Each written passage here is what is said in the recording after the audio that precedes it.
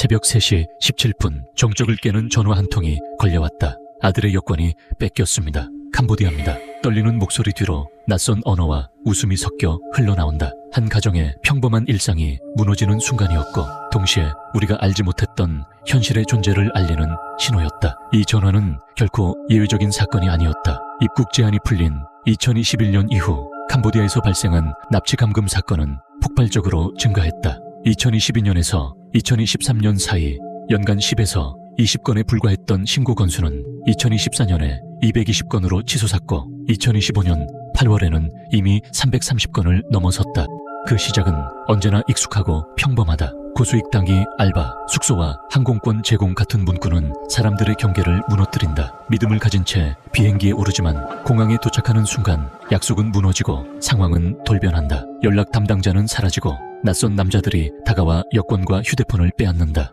그렇게 빼앗긴 신분과 통신수단은 곧 자유의 상실을 의미한다. 피해자들은 무장 경비와 CCTV, 철문과 높은 담장에 둘러싸인 공간으로 끌려가 외부와 완전히 차단된 삶을 시작한다. 새로운 일상에는 규칙이 있다. 시키는 대로 하거나 폭력을 감내하거나 선택지는 단 2가지뿐이다. 그 안에서 사람들은 하루 13시간에서 17시간까지 전화기 앞에 앉아 사기를 강요받는다. 경찰과 검찰을 사칭하고 투자나 연애를 미끼로 돈을 빼앗는다. 실적이 부족하면 전기 충격기와 구타가 뒤따르고 말 잘 듣는 이들은 더 위험한 임무에 투입된다. 피해자였던 사람이 또 다른 피해자를 끌어오는 악순환도 여기서 시작된다. 조직은 유입 경로까지 치밀하게 설계했다. 꿈이라는 이름의 텔레그램 계정이 대표적이다. 호텔에서 2주만 지내면 된다는 말로 사람들을 안심시킨 뒤 방에 들어서는 순간 여권은 압수되고 금융의 비밀번호를 풀도록 강요한다. 외부와 단절된 피해자는 이제 완전히 조직의 소유물이 된다. 이 거대한 범죄 구조의 심장에는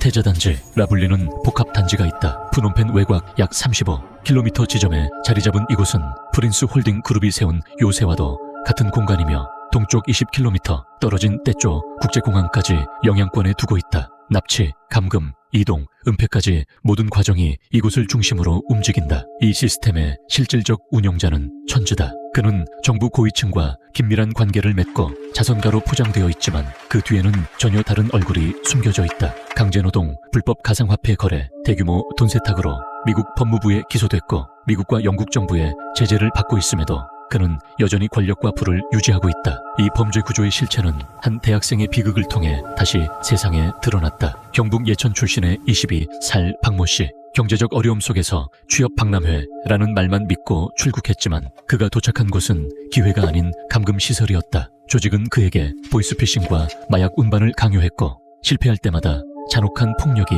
뒤따랐다. 결국 그는 가족에게 5천만 원의 몸값이 요구되는 처지에 놓였고 탈출을 시도했지만 구조 하루 전날 병원으로 이송되던 차량 안에서 심장마비로 숨졌다. 시신에는 고문의 흔적이 고스란히 남아있었다. 8월 9일 합동작전으로 감금된 14명이 구조됐지만 박 씨는 그 명단에 없었다.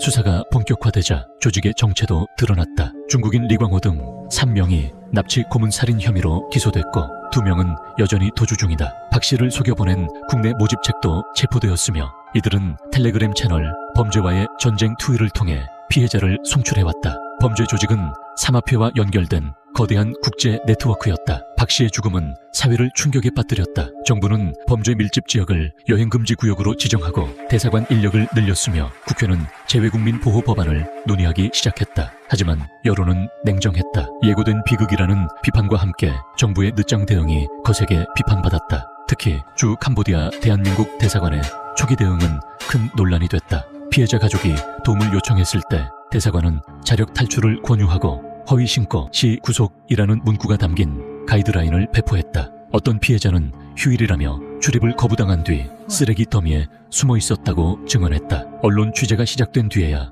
대사관은 대응을 정비했지만 이미 너무 늦은 뒤였다. 시간이 흘러도 현실은 크게 달라지지 않았다. 오늘도 누군가는 같은 말에 속아 비행기에 오르고 누군가는 이미 여권을 빼앗긴 채 감금되어 있다. 태자단지는 여전히 운영 중이고 천재는 자선가의 이름으로 고급 차량을 타고 다닌다. 또 다른 박 씨가 만들어질 가능성은 줄지 않았다. 결국 이 싸움은 국가의 대응 속도와 범죄 조직의 확장 속도의 경쟁이다. 한쪽에서는 유입과 감금, 폭력과 죽음이 이어지고 다른 한쪽에서는 경보 상향, 구조, 수사, 차단이 맞서고 있다. 어느 쪽이 먼저 속도를 내느냐에 따라 생사가 갈린다. 서울의 아침과 푸놈펜의 밤이 교차하는 순간 우리는 다시 숫자를 떠올린다. 2024년 220건, 2025년 8월까지 330건. 그 뒤에는 이름을 잃은 피해자들, 가담자가 된 피해자들, 구조자와 방관자들이 있다.